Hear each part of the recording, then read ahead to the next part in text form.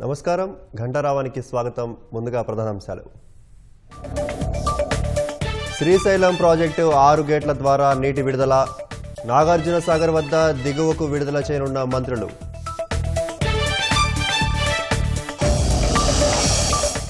Operation సింధూర్పై ఉభయ సభల్లో ప్రత్యేక చర్చ. ప్రధాని మోదీ ప్రసంగించే అవకాశం.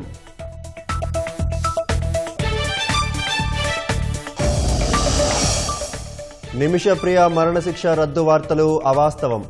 విదేశాంగ శాఖ వర్గాలు వెల్లడి.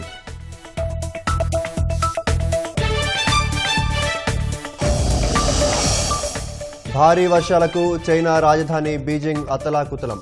34 మంది మృతి. సురక్షిత ప్రాంతాలకు 80,000 మంది తరలింపు.